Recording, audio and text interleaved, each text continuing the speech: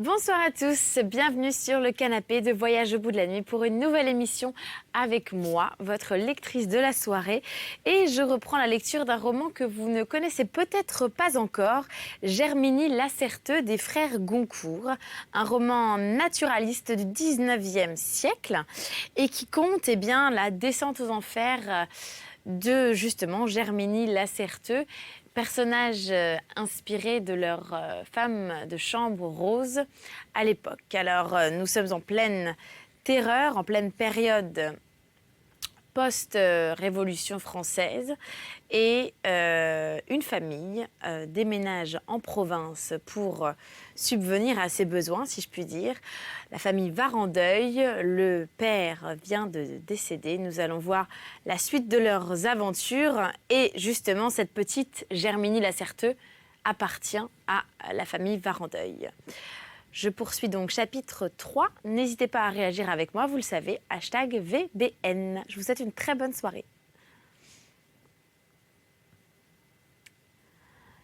Dans sa rêverie, mademoiselle de Varandeuil avait fermé les yeux. La parole de la bonne s'arrêta et le reste de sa vie qui était sur ses lèvres ce soir-là rentra dans son cœur. La fin de son histoire était ceci. Lorsque la petite Germinie Lacerteux était arrivée à Paris, n'ayant pas encore 15 ans, ses sœurs, pressées de lui voir gagner sa vie et de lui mettre son pain à la main, l'avaient placée dans un petit café du boulevard où elle servait à la fois de femme de chambre à la maîtresse du café et d'aide aux garçons pour les gros ouvrages de l'établissement. L'enfant sorti de son village et tombé là brusquement se trouva dépaysé, tout effarouché dans cette place, dans ce service. Elle sentait le premier instinct de ses pudeurs et la femme qu'elle allait être frissonnait à ce contact perpétuel avec les garçons, à cette communauté de travail, de repas, d'existence avec des hommes, et à chaque fois qu'elle avait une sorte et qu'elle avait chez ses sœurs, et qu'elle allait chez ses sœurs, c'était des pleurs, des désespoirs. Des scènes où, sans se plaindre précisément de rien, elle montrait comme une terreur de rentrer, disant qu'elle ne voulait plus rester là, qu'elle s'y déplaisait, qu'elle aimait mieux retourner chez eux. On lui répondait qu'elle avait déjà coûté assez d'argent pour venir, que c'était des caprices, qu'elle était très bien où elle était, et on la renvoyait au café tout en larmes. Elle n'osait dire tout ce qu'elle souffrait à côté de ces garçons de café, effrontés, blagueurs, cyniques, nourris de restes de débauche, salis de tous les vices qu'ils servent et mêlant au fond d'eux les pourritures d'un arlequin d'orgie. À toute heure, elle avait à subir les lâches plaisanteries, les mystifications cruelles, les méchancetés de ces hommes heureux d'avoir leur petit martyr dans cette petite fillette sauvage, ne sachant rien, l'air malingre et opprimé, peureuse et ombrageuse, maigre et pitoyablement vêtue de ces mauvaises petites robes de campagne. Étourdie comme assommée, sous ce supplice de toutes les heures, elle devint leur souffre-douleur. Il se jouait de ses ignorances, il la trompait et l'abusait par des farces, il l'accablait sous la fatigue, il l'hébétait de risées continues et impitoyables, qui poussaient presque à l'imbécilité de cette intelligence ahurie. Puis encore, il la faisait rougir de choses qu'il lui disait et dont elle se sentait honteuse sans les comprendre. Il touchait avec des demi-mots d'ordure à la naïveté de ses 14 ans. Et il s'amusait à mettre les yeux de sa curiosité d'enfant à la serrure des cabinets. La petite voulait se confier à ses sœurs, elle n'osait. Comme avec la nourriture, il lui venait un peu de chair au corps, un peu de couleur aux joues, une apparence de femme. Les libertés augmentaient et s'enhardissaient.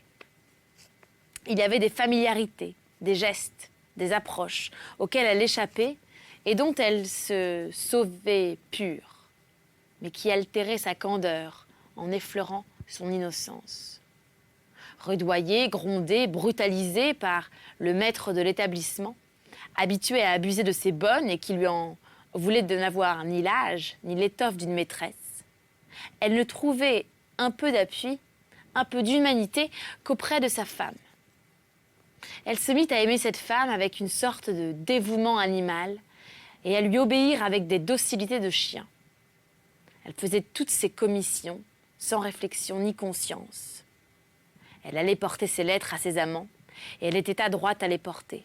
Elle se faisait agile, leste, ingénuement rusée pour passer, glisser, filer entre les soupçons éveillés du mari et sans trop savoir ce qu'elle faisait, ce qu'elle cachait. Elle avait une méchante petite joie d'enfant et de singe, à se dire vaguement qu'elle faisait un peu de mal à cet homme et à cette maison qui lui en faisait tant. Il se trouvait aussi parmi ses camarades un vieux garçon du nom de Joseph qui la défendait, la prévenait des méchants tours complotés contre elle et arrêtait, quand elle était là, les conversations trop libres avec l'autorité de ses cheveux blancs et d'un intérêt paternel. Cependant, l'horreur de cette maison croissait chaque jour pour Germinie. Une semaine, ses sœurs furent obligées de la ramener de force au café. À quelques jours de là, comme il y avait une grande revue au Champ de Mars, les garçons eurent congé pour la journée. Il ne resta que Germinie et le vieux Joseph. Joseph était occupé dans une petite pièce noire à ranger du linge sale. Il dit à Germinie de venir l'aider. Elle entra, cria, tomba, pleura, supplia, lutta, appela désespérément. La maison vide resta sourde. Revenue à elle, Germinie courut s'enfermer dans sa chambre. On ne la revit plus de la journée. Le lendemain, quand Joseph voulut lui parler et s'avança vers elle, elle eut un recul de terreur, un geste égaré, une épouvante de folle. Longtemps, toutes les fois qu'un homme s'approchait d'elle, elle se retirait involontairement d'un premier mouvement brusque, frémissant et nerveux, comme frappée de la peur d'une bête éperdue qui cherche par où se sauver. Joseph, qui craignait qu'elle ne le dénonçât, se laissa tenir à distance et respecta l'affreux dégoût qu'elle lui montrait. Elle devint grosse. Un dimanche, elle avait été passer la soirée chez sa sœur, la portière, après des vomissements, et elle se trouva mal. Un médecin locataire de la maison prenait sa clé dans la loge. Les deux sœurs apprirent par lui la position de leur cadette. Les révoltes d'orgueil intraitable et brutal qu'à l'honneur du peuple, les sévérités implacables de la dévotion éclatèrent chez les deux femmes en colère indignée. Leur confusion se tourna en rage. Germinie reprit connaissance sous leurs coups, sous leurs injures, sous les blessures de leurs mains, sous les outrages de leur bouche. Il y avait là son beau-frère qui ne lui pardonnait pas l'argent qu'avait coûté son voyage et qui la regardait d'un air goguenard avec une joie sournoise et féroce d'Auvergnat, avec un rire qui mit aux joues de la jeune fille plus de rouge encore que les soufflets de ses sœurs. Elle reçut les coups. Elle ne repoussa pas les injures. Elle ne chercha ni à se défendre, ni à s'excuser. Elle ne raconta point comment les choses s'étaient passées et combien peu il y avait de sa volonté dans son malheur. Elle resta muette. Elle avait une vague espérance qu'on la tuerait. Sa sœur aînée lui demandant s'il n'y avait pas eu de violence, lui disant qu'il y avait des commissaires de police, des tribunaux. Elle ferma les yeux devant l'idée d'horrible d'étaler sa honte. Un instant seulement, lorsque le souvenir de sa mère lui fut jeté à la place, elle eut un regard, un éclair des yeux dont les deux femmes se sentirent la conscience traversée. Elles se souvinrent que c'était elle qui l'avait placée, retenue dans cette place, exposée, presque forcée à sa faute. Le soir même, la plus jeune sœur de Germinie l'emmenait dans la rue Saint-Martin, chez une repriseuse de Cachemire, avec laquelle elle logeait et qui, presque folle de religion, était porte-bannière d'une confrérie de la Vierge. Elle la mit à coucher avec elle, par terre, sur un matelas, et, l'ayant là toute la nuit sous la main, elle soulagea sur elle ses longues et venimeuses jalousies. Le ressentiment des préférences, des caresses données à Germinie par sa mère, par son père. Ce furent 1000 petits supplices, des méchancetés brutales ou hypocrites, des coups de pied dont elle lui meurtrissait les jambes, des avancements de corps avec lesquels peu à peu elle poussait sa compagne de lit, par le froid de l'hiver, sur le carreau de la chambre sans feu. Dans la journée, la repriseuse s'emparait de Germinie, la catéchisait, la sermonnait et lui faisait avec le détail des supplices de l'autre vie une épouvantable peur matérielle de l'enfer, dont elle lui faisait toucher les flammes. Elle vécut là 4 mois, enfermée sans qu'on lui permît de sortir. Au bout de 4 mois, elle accouchait d'un enfant mort. Quand elle fut rétablie, elle entra chez une épileuse de la rue Laffitte. Et elle y eut les premiers jours la joie d'une sortie de prison. 2 ou 3 fois dans ses courses, elle rencontra le vieux Joseph qui voulait l'épouser. Courant après elle, elle se sauva de lui. Le vieillard ne sut jamais qu'il avait été père. Cependant, dans sa nouvelle place, Germinie dépérissait. La maison où l'avait prise pour bonne à tout faire était ce que les domestiques appellent une baraque. Gaspilleuse et mangeuse, sans ordre et sans argent, comme il arrive aux femmes dans les commerces de hasard et les métiers problématiques de Paris. L'épileuse, presque toujours entre une saisie et une partie, ne s'occupait guère de la façon dont se nourrissait sa petite bonne. Elle partait souvent pour toute la journée, sans lui laisser de quoi dîner.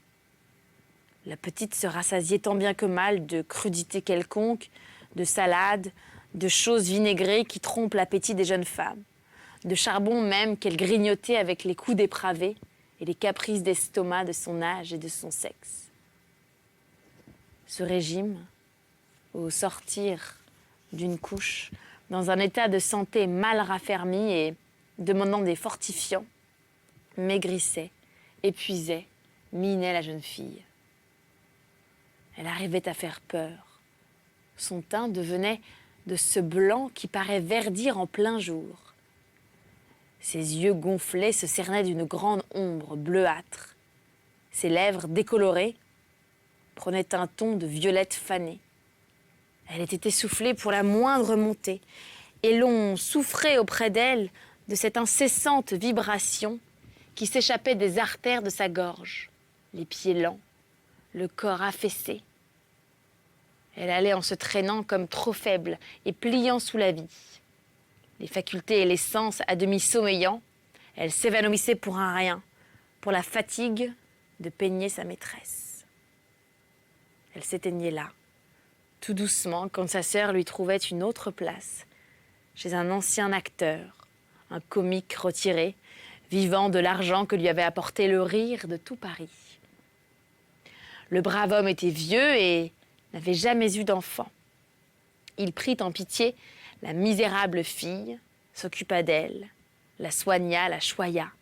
Il la menait à la campagne. Il se promenait avec elle sur les boulevards au soleil et se sentait mieux réchauffé à son bras. Il était heureux de la voir gaie. Souvent, pour l'amuser, il décrochait de sa garde-robe un costume à demi mangé et tâchait de retrouver un bout de rôle qu'il ne se rappelait plus.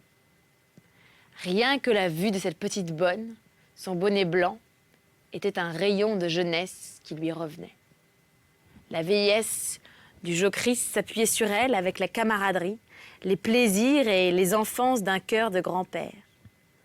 Mais il mourait au bout de quelques mois et Germinie retombait à servir des femmes entretenues, des maîtresses de pensionnat, des boutiquières de passage quand la mort subite d'une bonne la faisait entrer chez mademoiselle de Varandeuil, logée alors rue Taitbout, dans la maison dont sa sœur était portière. Chapitre 4.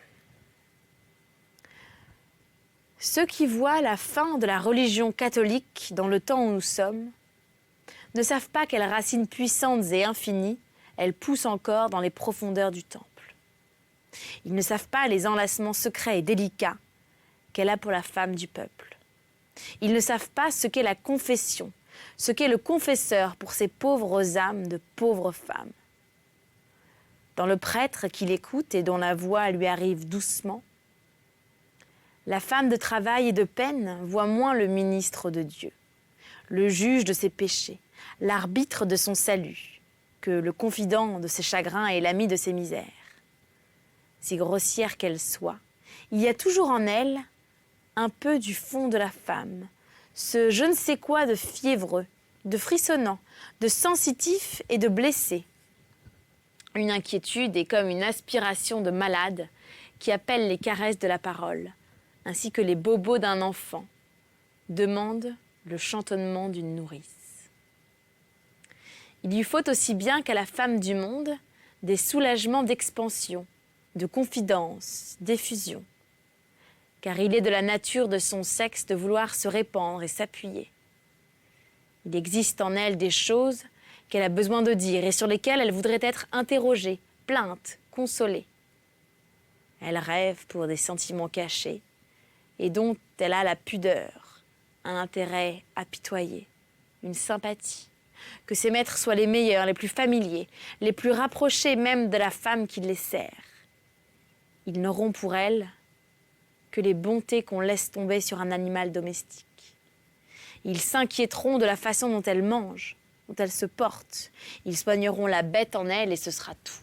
Ils n'imagineront pas qu'elle ait une autre place pour souffrir que son corps et ils ne lui poseront pas les malaises d'âme, les mélancolies et les douleurs immatérielles dont ils se soulagent par la confidence à leurs égaux. Pour eux, cette femme qui balaye et fait la cuisine n'a pas d'idée capable de la faire triste ou songeuse, et il ne lui parle jamais de ses pensées. À qui donc les portera-t-elle? Au prêtre qui les attend, les demande et les accueille? À l'homme d'église qui est un homme du monde, un supérieur, un monsieur bien élevé, savant, parlant bien, toujours doux, accessible, patient, attentif, et ne semblant rien mépriser de l'âme la plus humble, de la pénitente la plus mal mise. Seul le prêtre est l'écouteur de la femme en bonnet. Seul, il s'inquiète de ses souffrances secrètes, de ce qui la trouble, de ce qui l'agite, de ce qui fait passer tout à coup dans une bonne, aussi bien que dans sa maîtresse, une envie de pleurer ou des lourdeurs d'orage. Il est seul à solliciter ses épanchements, à tirer d'elle ce que l'ironie de chaque jour y refoule, à s'occuper de sa santé morale, le seul qui l'élève au-dessus de sa vie de matière, le seul qui la touche avec des mots d'attendrissement, de charité et d'espérance. Des mots du ciel tels qu'elle n'en a jamais entendu dans la bouche des hommes de sa famille et des mâles de sa classe. Entrée chez mademoiselle de Varandeuil, Germinie tomba dans une dévotion profonde et n'aima plus que l'Église.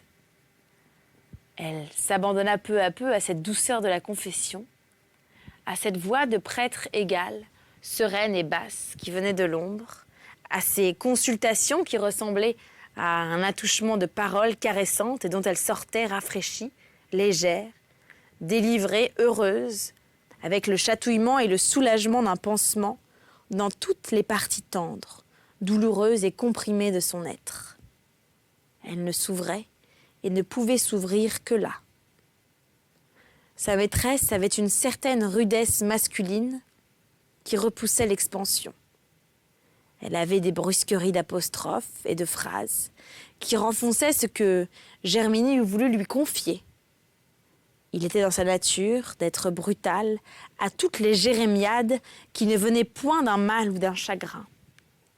Sa bonté virile n'était point miséricordieuse au malaise de l'imagination, à ces tourments que se crée la pensée, à ces ennuis qui s'élèvent des nerfs de la femme et des troubles de son organisme.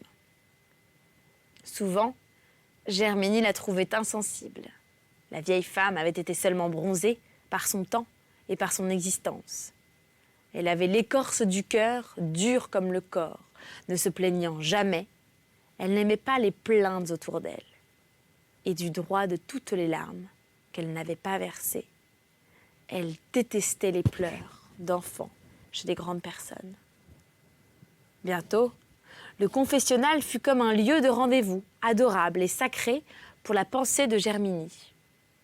Il eut tous les jours sa première idée, sa dernière prière. Dans la journée, elle s'y agenouillait comme en songe, et tout en travaillant, il lui revenait dans les yeux, avec son bois de chêne à filets d'or, son fronton à tête d'ange ailé, son rideau vert aux plis immobiles, le mystère d'ombre de ses deux côtés. Il lui semblait que maintenant toute sa vie aboutissait là, et que toutes ses heures y tendaient. Il vivait là, la semaine, pour être à ce jour désiré, promis, appelé. Dès le jeudi, des impatiences la prenaient. Elle sentait dans le redoublement d'une angoisse délicieuse, comme l'approche matérielle du bienheureux samedi soir. Et le samedi venu, le service bâclé, le petit dîner de mademoiselle servi à la hâte, elle se sauvait et courait à Notre-Dame de Lorette, allant à la pénitence comme on va à l'amour. Les doigts mouillés à l'eau bénie, une génuflexion faite, elle passait entre les rangs de chaises, sur les dalles, avec le glissement d'une chatte qui se coule sur un tapis, inclinée, presque rampante. Elle avançait sans bruit, dans l'ombre des bas-côtés, jusqu'au confessionnal mystérieux et voilé qu'elle reconnaissait, et auprès duquel elle attendait son tour, perdue dans l'émotion d'attendre.